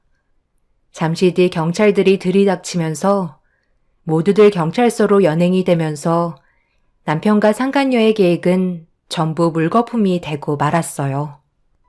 이런 상황이 되자 그제서야 저에게 용서를 구했지만 이미 이혼을 했고 남남이 되어버린 남편을 다시 받아줄 마음은 전혀 없었습니다. 그 상간녀는 아직까지 정신을 못 차렸는지 평생 숨기며 살아갈 수 있는 걸 제 딸 때문에 자기 인생 망쳤다고 구치소에서 나오면 가만두지 않겠다며 화를 내고 있었네요. 딸은 법이 그렇게 허술한 건 아니라면서 구치소에서 오랫동안 썩으며 자기가 무엇을 잘못했는지 뉘우치며 살라고 상간녀에게 소리를 질렀네요. 남편과 상간녀는 현재 구치소에 수감되어 있는 중이지만 문제는 사고를 당한 피해자의 목숨이 위태롭다는 소식을 전해 듣게 되었습니다. 만약 피해자가 세상을 떠나게 된다면 남편과 상간녀의 처벌은 더욱더 무거워지게 되겠죠. 한순간의 잘못된 선택이 자신의 인생까지 잡아먹게 되는 모습을 보게 되었네요. 마음 같아선 평생 구치소에서 썩었으면 하는 바람입니다. 그리고 지금 현재 병원에 누워있는 피해자가 하루빨리 회복이 돼서 정상적인 생활을 했으면 하네요. 돈 앞에서는 그동안 함께했던 세월도 소용이 없는 것 같습니다. 사람 인생 정말 한 치 앞도 모르는 것 같네요. 제 사연 들어주신 분들, 오늘 하루도 힘내시고 언제나 가족을 우선시하시길 바랍니다. 감사합니다. 안녕하세요. 저는 나이 40에 남편과 함께 아들, 딸을 키우고 열심히 인생을 만들어가고 있는 여자입니다. 남들에게 받은 상처는 그래도 시간이 지나면 잊혀질 수 있는데 피를 나눈 가족이 주는 상처는 시간이 지나도 평생 마음의 상처로 남아버릴 것 같아요. 최근에 제가 겪은 일은 아마 세상 떠날 때까지 머릿속에 각인이 될 테고 그리고 어떠한 일이 찾아와도 가족들과 만날 일은 절대 없을 것 같네요. 남편과 저는 가진 건 많지 않았지만 그래도 하나하나 만들어가면서 삶의 질을 높여가고 있었어요. 당연히 대출이 뒤따랐지만 그래도 열심히 살다 보니 빚 또한 점점 주는 게 눈에 띌 정도로 보이고 있었습니다. 노력은 배신을 하지 않는다고 남편은 회사에서도 인정을 받아 남들보다 한 단계 빠른 진급과 함께 월급도 올려받을 수 있었어요. 양가 부모님의 도움 없이 무일푼으로 시작해 점점 줄어드는 게 눈에 띌 정도로 보이고 있었습니다. 저희 부부가 조금씩 성장해가는 걸 시부모님께서도 항상 뿌듯해 하셨고 도움 주실 수 있는 건 최대한 도와주셨어요. 하지만 저희 부모님께서는 시부모님과는 많이 달랐어요. 애초에 남편을 좋아해 준 적도 없지만 노력하는 모습을 보면 따뜻한 말 한마디라도 해주실 수 있는데 항상 만날 때마다 비꼬듯이 얘기하시는 부모님 때문에 마음의 상처가 점점 커지고 있었습니다. 직급이 올라가면 뭐해? 그래봤자 월급도 쥐꼬리만큼 올랐잖아. 대기업도 아니고 중소기업에서 기대할 필요가 없지. 다른 집안들은 사위가 때 되면 용돈도 알아서 챙겨주고 여행이며 외식도 아낌없이 추진한다던데 너희들 결혼한 지 꽤 오래되지 않았니? 그런데 엄마는 그런 거 하나 받아본 적 없이 이런 식으로 살아가야 한다는 게 좋은 사이를 본 내 주위 사람들이 얼마나 부럽던지. 가끔 사위 얼굴 봐봤자 기대할 게 없으니 한숨만 나올 수밖에. 너는 엄마를 이해 못하잖아. 엄마는 이 사람 얼굴 볼 때마다 그런 말 말곤 할 말이 없으신 거예요? 사람 개개인이 전부 다 다른데 어떻게 모든 걸 엄마가 원하는 대로 해드릴 수가 있어요. 그리고 이 사람은 뭐라도 좀 챙겨드리고 싶어 하는데 제가 반대했어요. 우리가 이제 막 자리 잡히려 하는데 나중에 여유 생기면 챙겨드려도 되잖아요. 이 사람도 현재 위치에서 최선을 다하며 가정을 지키기 위해 노력하는 건 안 보이세요? 저는 옆에서 보는 것만도 불쌍해 죽겠어요. 힘들게 버는 돈 엄마 개인적으로 즐기시는데 사용하고 싶지 않아요. 우리 애들한테 나가는 돈도 얼마나 많은데요. 엄마가 저희를 좀 도와주세요. 우리가 받은 게 없는데 뭘 도와줘? 장녀가 집안을 위해 희생해야지. 부모의 돈을 뺏으면 되겠어? 쓸데없는 말 할 거면 숟가락 내려놓고 집으로 돌아가라. 하는 짓들 보면 좋은 말이 나올 수가 없어. 나는 먼저 일어나도록 하마. 정말 오래간만에 부모님 얼굴 뵈러 온 거였는데 좋은 말은 조금도 듣지 못한 채 집으로 다시 돌아가려고 남편과 함께 부모님 집에서 나가려는데 동생과 마주치게 되었어요. 그런데 동생 뒤에 처음 본 남자가 고개를 내밀더니 남편과 저에게 인사를 건네길래 얼떨결에 받긴 했지만 무슨 상황인지 전혀 알지 못했어요. 동생은 남편에게 고개만 까딱하며 인사를 대충 건넨 뒤 부모님을 불렀고 동생의 목소리를 들으셨는지 부모님께서 급하게 방에서 나오셨어요. 분위기를 살펴보니 동생이 데려온 남자는 결혼을 생각하고 있는 예비 제부였어요. 저도 가족인데 한마디도 해주지 않은 부모님께 너무 서운했었죠. 그래서 현관문을 닫고 거실로 걸어가자 엄마는 저에게 집에 안 돌아가냐며 저희 부부를 무시하고 있었어요. 엄마는 저를 딸처럼 생각하고 있긴 한 거예요? 어떻게 이런 중요한 일을 저희한테는 한마디도 해주지 않을 수가 있어요? 여보, 저는 준비 다 됐는데 이제 나가면 되는 거죠?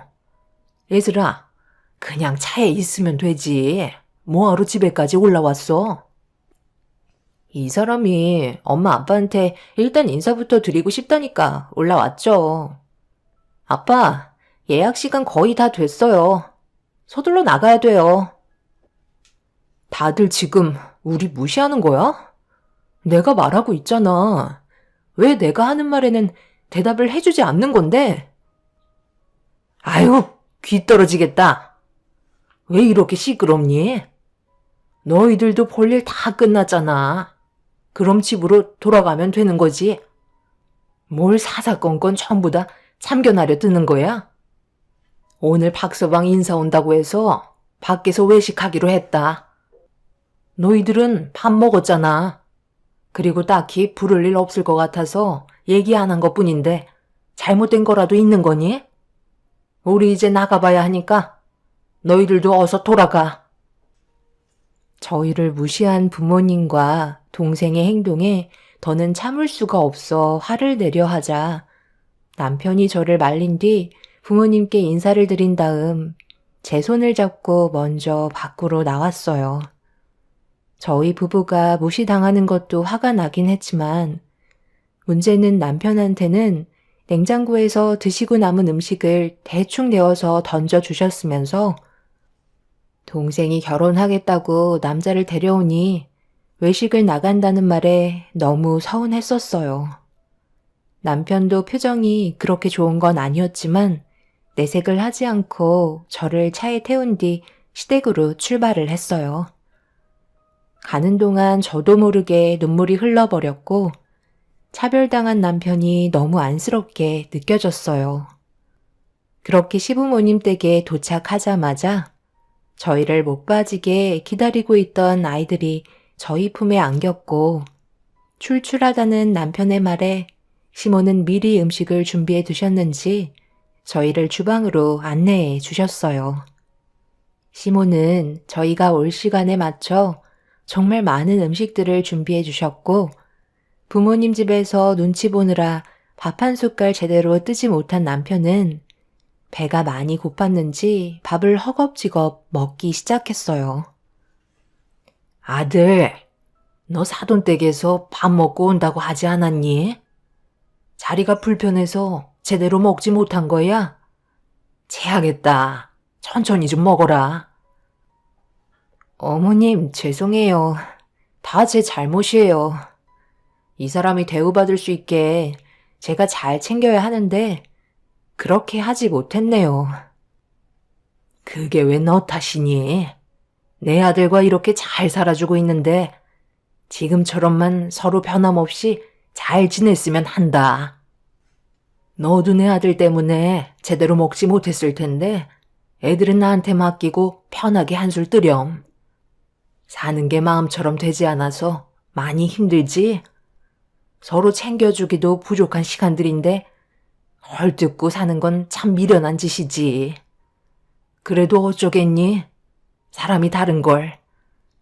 오늘 있었던 서운한 일들은 이제 그만 털어버리고 앞으로 있을 좋은 날들만 생각들 하거라. 그래야 살아갈 수 있는 거야. 분명 나중에 기회는 찾아올 거다. 오늘은 시간도 많이 늦었으니 일단 여기에서 자고 내일 일찍 출발하는 게 좋지 않겠니? 저희 부모님과 다르게 시모는 언제나 한결같은 모습으로 저희 부부에게 좋은 말을 아끼지 않으셨어요. 그러다 보니 오히려 제가 고개를 들지 못할 정도로 죄송스러웠습니다. 솔직히 시모의 속이 얼마나 타들어가겠어요. 하나뿐인 아들이 사위 대접 하나 제대로 받지 못해서 눈칫밥만 먹고 있으니 시모는 마음속으로 오열하고 계셨을 것 같아 너무 괴로웠었네요.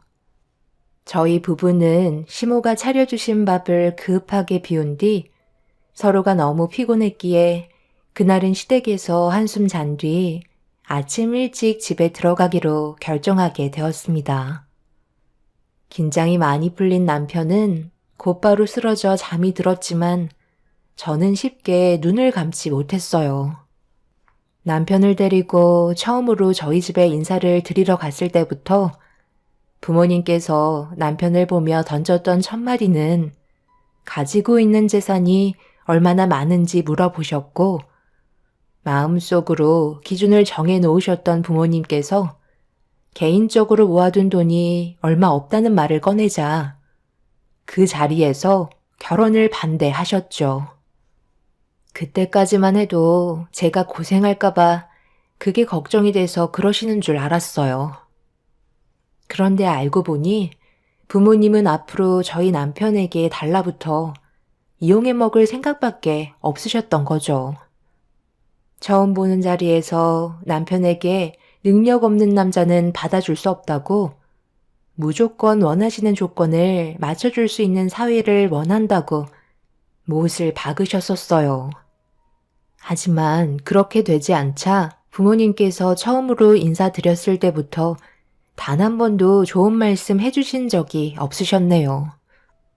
그래도 침대에서 코골며 자고 있던 남편은 저희 부모님 사랑 한번 받아보겠다고 온갖 노력을 기울였지만 10년간 사위로 지낸 남편은 아무것도 얻지 못했어요. 분명 서운할 법도 한데 단 한 번도 불평불만하지 않고 깊은 잠에 빠져있는 남편을 한참 동안 바라본 뒤 저도 잠을 청하게 되었고 다음날 아침에 시모가 차려주신 아침밥을 애들과 함께 간단하게 먹고 집으로 돌아왔네요. 그런데 아침 일찍부터 동생한테 전화가 와서 저도 한마디 해야 할 것 같아 전화를 받았어요. 전날에는 나의 무시를 하더니 아침 일찍부터 전화한 이유가 뭐야? 나한테 좋은 말 듣지 못할 거 알고 있을 텐데. 언니 잔소리 들으려고 전화한 거 아니야. 어제 아빠 엄마한테 결혼 허락 받았어. 곧 상견례 할 거고 결혼식 날짜도 서둘러 잡을 거야. 그래서 무슨 말이 듣고 싶은 건데? 자리를 채워달라는 거니? 나를 투명인간 취급하더니 필요할 때는 이용하겠다는 거야? 엄마가 전화하겠다는 거 괜히 또 이상한 말씀 하실까봐 내가 좋게 끝내겠다고 먼저 얘기한 거야. 그러니까 쓸데없는 생각 말고 내가 하라는 대로 군말하지 말고 따라줘. 가뜩이나 엄마가 언니랑 형부 안 좋게 생각하는 거 알고 있으면 최대한 도움을 줘야 그나마 본전은 할 수 있는 거라고. 나랑 결혼할 그 사람 집안이 재력이 좋아서 이번 결혼 절대 미끄러지면 안 된다고 했는데 만약 언니나 형부 때문에 문제가 생긴다면 감당되겠어? 그냥 토 달지 말고 일정 문자로 보낼 테니까 시간 맞춰서 나오도록 해. 그래야 조금이라도 점수 얻을 수 있을 거 아니야. 내 말 무슨 뜻인지 알지? 부모님은 벌써 동생의 결혼을 이미 허락한 상태였어요. 그리고 잠시 뒤 상견례 일정과 함께 주소가 적힌 문자가 도착했어요.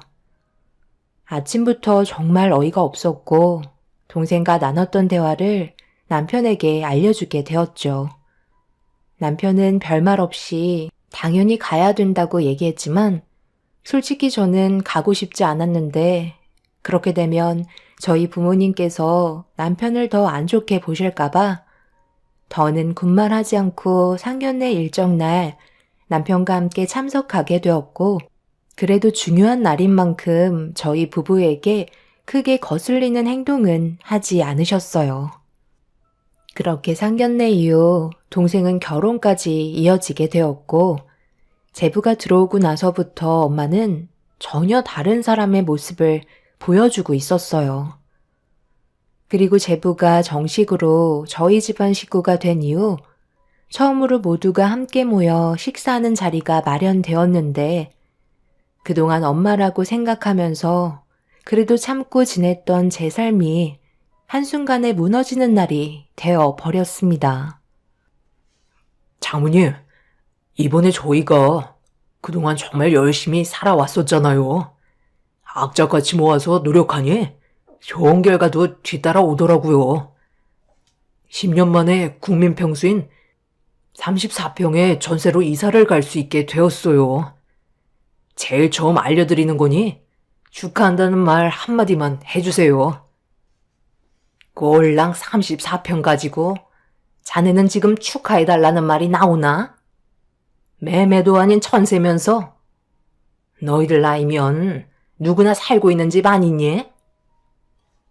엄마는 왜 그렇게 얘기하세요? 저희가 어떻게 살아왔는지 전부 다 보고 계셨잖아요. 돈도 많지 않았는데 10년 만에 이 정도 모은 거면 정말 잘한 거죠. 그냥 따뜻한 한마디 해주시고 앞으로 더 잘할 거라는 응원의 한마디 해주시면 되는 거 아닌가요? 그 한마디 하는 게 그렇게 힘든 것도 아닌데 모두가 모여있는 이런 자리에서 꼭 서운한 말을 꺼내셔야겠어요? 얘는 틀린 말 한 것도 아닌데 평소답지 않게 왜 이렇게 예민하게 구는 거야? 집안 분위기 망치지 말고 조용히 밥이나 먹어. 어쩜 너는 성격이 조금도 편하지가 않는 거야? 한동안 입 다물고 있길래 살만 했더니만 이제 또 시작이지? 내가 이런 말까진 안 하려 했는데 34평 전세로 들어간다는 게 솔직히 자랑은 아니잖아? 내 집 마련이 되지 않은 건데 당연히 좋은 말은 나가지 않는 거지. 막내 사이는 우리 집안에 들어올 때 뭘 해왔는지 아니? 내 막내딸 하나 보고 사위가 가지고 있는 명의의 청담빌라 서류를 들고 왔다. 내 거라며 건네주는데 지금 34평 전세에 들어갈 수 있게 됐다고 말하면 내가 좋은 말이 나갈 것 같니? 지금 이 식사 자리가 누굴 위해 준비한 건데 눈치도 없이 와서 숟가락 얹었으면 더 이상 시끄럽게 하지 말고 밥만 먹고 서둘러 돌아가도록 해. 그리고 다시 새로 굽어놨으니까 와서 좀 거들고. 제부가 결혼이 성사가 된 뒤에 청담 빌라 서류를 엄마한테 건네드렸는지 입이 찢어져서는 흥분을 감추지 못했어요. 제부도 혼자만의 능력이 아니라 태어날 때부터 재력이 있는 집안에서 자리를 잡은 거기 때문에 저희 남편과는 비교가 되지 않는 게 당연한 건데 이런 식으로 차별 대우를 하시는 게 너무 서운하게 다가왔었어요. 엄마는 퍼놓은 국그릇을 나눠주라며 저에게 지시를 내렸고 불만 섞인 표정으로 자리에서 일어나 차례대로 밥그릇 옆에 놓아주고 있는데 순간적으로 엄마의 충격적인 행동이 제 눈에 전부 담기게 되었고 경악을 하며 엄마에게 소리를 지르고 말았습니다. 남편 앞에 국그릇을 놔두자 한술 뜨려 하던 찰나 엄마는 국그릇이 바뀌었다면서 갑자기 한쪽 모서리에 걸려있던 파리채로 먹지 말라며 남편의 입을 내려치셨어요. 생각지도 못한 장면이라 비명을 지르며 고통스러워하는 남편의 입을 살펴보니 벌에 쏘인 것처럼 퉁퉁 부어서는 눈시울까지 붉어져 있었어요. 결국 돌이킬 수 없는 싸움이 시작된 계기였네요. 엄마는 우리 남편이 음식 하나 먹는 것도 꼴보기 싫으셨던 거죠? 그래도 그렇지 모두가 함께 모여있는 이 자리에서 어떻게 파리채로 이 사람 입을 내려칠 수 있는 거야? 이 시간 이후로 앞으로는 엄마 딸로 살아가지 않을 거야. 여보, 지금 그만 일어나. 앞으로 우리 없이 떵떵거리며 잘 사시겠지. 나는 정말 이렇게는 더 이상 함께 살고 싶지 않아. 2번 다시 얼굴 안 봤으면 좋겠어요. 뭐라고? 지금 그게 엄마한테 할 소리니? 그러니까 인연을 끊겠다는 거야? 너희들이 뭘 잘했다고 지금 부모 앞에서 큰 소리를 쳐? 10달 배 아파서 지금까지 키워줬더니만 엄마와 인연을 끊겠다? 정말 집안 잘 돌아간다. 다들 적당히 좀 하지. 지금 내 앞에서 뭐 하는 짓들이야? 오늘이 얼마나 중요한 날인지 알면 당신도 조심해야 될 거 아니야? 집안 창피해서 집에 오질 못하겠어. 어떻게 하루도 조용할 날이 없는 거예요? 형부도 눈치가 없는 거예요?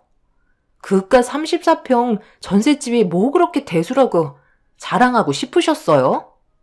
형부가 입조심만 하셨어도 이런 분위기는 만들어지지 않았을 거 아니에요. 너 지금 형부한테 그게 무슨 말버릇이야? 이 사람이 뭐라고 그랬는데 우리가 그동안 고생했으니 좀 알아달라는 건데 그게 그렇게 잘못된 거니? 그리고 엄마가 너희 형부 입에 파리채를 내려쳤는데 그걸 보고도 아무렇지도 않게 생각하는 거야? 입장 바꿔서 생각을 해봐. 만약 엄마가 제부 입가에 파리채를 날렸으면 너는 가만히 있었을 것 같아? 저는 감정을 조절할 수가 없어 집안을 난장판으로 만들기 시작했어요. 남편에게 단 한마디의 사과도 하지 않는 엄마도 너무 미웠지만 아빠와 동생의 태도도 저에게 큰 실망을 안겨주었네요. 결국 제 앞에 놓여있는 솜가방을 쏟아 부으면서 친정집을 초토화시켰고 바닥에 떨어진 물건을 주워들은 엄마는 사색이 된 얼굴로 남편을 아무 말 없이 쳐다보며 손에 들고 있던 물건에 대해 설명해 주길 원했어요. 그리고 남편의 한마디에 저는 주저앉아 눈물을 쏟아내고 말았습니다. 장모님, 죄송합니다. 큰 사이가 능력이 부족해서 이 정도의 선물밖에 해드리지 못했네요. 제가 감히 쳐다볼 수도 없는 정담동에 있는 빌라를 드릴 수는 없지만 그래도 지금껏 저를 사이로 생각해 주시고 올 때마다 끼니는 거르지 않게 챙겨주셔서 이번에 전세이긴 하지만 저희도 넉넉한 집에 들어갈 수 있게 된 것 같아요. 어머님이 뒤에서 채찍질 해주신 덕분에 성공하려는 마음이 더 크게 작용했었거든요. 저 또한 사위로서 인정받고 싶었고 장인 장모님께 아낌없는 사랑 받고 싶었습니다. 그런데 오늘 확실하게 알 수 있었던 것 같아요. 다가갈 수 없는 곳을 미련하게 10년 동안 달려온 것 같네요. 장인 장모님의 마음을 받으려고 더 이상 발버둥 치지 않아도 될 것 같네요. 이 사람 말대로 오늘 이후 2번 다시 찾아오지 않겠습니다. 그건 제가 드리는 마지막 선물이니 어머님께서 잘 간직해 주셨으면 좋겠네요. 당신도 이제 그만 짐 챙기고 집으로 돌아가자. 엄마는 남편이 준비한 물건을 확인해 보기 위해 급하게 포장지를 뜯었고 남편은 저희 부모님께 등을 돌렸어요. 엄마는 포장지를 뜯고 작은 상자를 여는 순간 그 자리에서 털썩 주저앉고 말았습니다. 엄마가 이렇게까지 놀라신 이유는 상자 속에 나온 내용물이 엄마에게 정말 중요한 물건이었거든요. 작년에 외할머니 산소에 모두가 찾아간 적이 있었는데 할머니께서 엄마에게 남겨주신 유품의 목걸이를 산소에서 분실했던 적이 있었어요. 모두가 찾으려고 애썼지만 결국 분실한 목걸이를 찾지 못했었는데 남편은 그날 이후 하루도 빠짐없이 비가 오거나 눈이 와도 매일 할머니 산소를 찾아가 몇 시간 동안 엄마와 함께 있던 동선 구석구석을 수색하며 찾기 시작했어요. 엄마는 할머니께서 남겨주신 정말 중요한 유품을 잃어버려 우울증 약까지 복용하실 정도로 정신적인 스트레스를 많이 받으셨는데 남편이 끝까지 찾으려 애쓴 결과 할머니의 유품을 다시 엄마 품으로 돌려드릴 수 있었네요. 저희 집에서 할머니 산소까지 거리가 가까운 것도 아니었고 산도 타야 해서 정말 쉽지 않다는 걸 모두가 알고 있었기 때문에 남편이 얼마나 노력했는지 엄마도 알고 있었습니다. 하지만 이미 많은 상처를 받은 남편은 벌써 부모님 집에서 나가버렸고 엄마는 신발도 신지 않은 채 맨발로 남편이 타고 있는 차에까지 달려갔습니다. 하지만 그동안 너무 많은 상처의 골이 깊었던지라 이미 마음의 문은 굳게 닫혀버렸고 저도 아무 말 없이 차에 올라타 집으로 돌아오게 되었습니다. 그날 이후 엄마는 몇 번이나 찾아와 용서를 구했지만 남편은 엄마를 만나주지 않았어요. 엄마는 청담 빌라보다 할머니께서 남겨주신 유품을 더 중요하게 생각하고 계셨어요. 이 세상에 단 한 개뿐인 물건이고 할머니께서 돌아가신 이후로 항상 품에 지니고 계셨기 때문에 저희 가족들은 얼마나 중요한지 잘 알고 있었습니다. 엄마는 저에게 큰 사위 얼굴 한 번만 볼 수 없냐고 쉬지 않고 찾아와 간절히 부탁하셨어요. 그러니까 처음부터 잘 하셨어야죠. 돈이 전부가 아니라는 걸 이제야 깨달으셨어요? 저 사람이 지금까지 엄마한테 따뜻한 말 한마디 들어보려고 얼마나 많은 노력을 했었는데 단지 제부랑 국그릇이 바뀌었다는 이유 하나로 파리채로 입을 내려칠 수가 있죠? 그때만 생각하면 지금도 제 마음이 찢어질 것만 같아요. 앞으로 엄마 얼굴 보고 싶지 않다고 확실하게 선을 그었어요. 그동안 얼마나 마음고생이 심했으면 저런 말을 하겠어요? 엄마가 할머니 유품 잃어버린 뒤부터 남편이 저에게 뭐라고 했는지 알아요? 중요한 물건인 만큼 꼭 찾아드리면 사위로 인정받을 수 있다고 새벽같이 일어나서 산소에 찾아가고 비가 오면 흙에 묻힐까봐 걱정된다며 온몸에 비로 젖어도 할머니 유품 찾는데 하루도 거르지 않았어요. 그런 남편의 얼굴엔 힘든 모습보다 유품을 찾았을 때 엄마의 얼굴에 미소가 띄어지는 걸 상상하면서 자기 일인 것처럼 정말 열심히 할머니 산소를 다녔었다고요. 그렇게 힘들게 다시 품에 들어온 유품을 돌려드리려고 포장까지 하면서 엄마가 파리채로 내려치기 몇 시간 전까지 콧노래를 부르던 사람이었어요. 이제는 제 선을 넘어버린 것 같아요. 엄마는 평생 이 사람 얼굴 볼 수 없을 거예요. 그리고 저도 2번 다시 엄마 얼굴 보고 싶지도 않아요. 그토록 바라고 원하던 돈 많은 사이랑 잘 먹고 잘 살면 될 것 같네요. 할머니 유품도 다시 돌아왔으니 이제 저 사람 필요 없잖아요. 이제 그만 돌아가세요. 정담동 빌라는 사돈분들이 하도 난리를 치신 바람에 명의 이전도 못 해봤다. 그리고 지금 우리 집안이 난리도 아니야.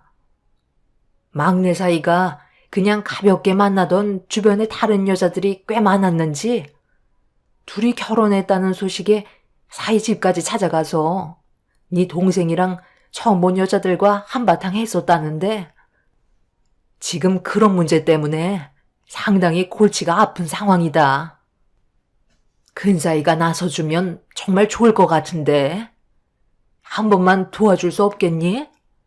우리 집안의 기둥인 큰사이 얼굴 한 번만 보게 해주면 내가 시키는 건 뭐든 다 하마.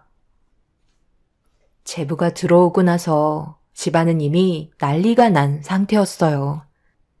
제 동생과 결혼을 했지만 주변 정리를 제대로 하지 못해 전에 만났던 여자들과 계속해서 엮이게 되는 상황이 발생된 것 같아요. 남편도 분명 전부 다 듣고 있었을 테지만 밖으로 나오지 않았어요.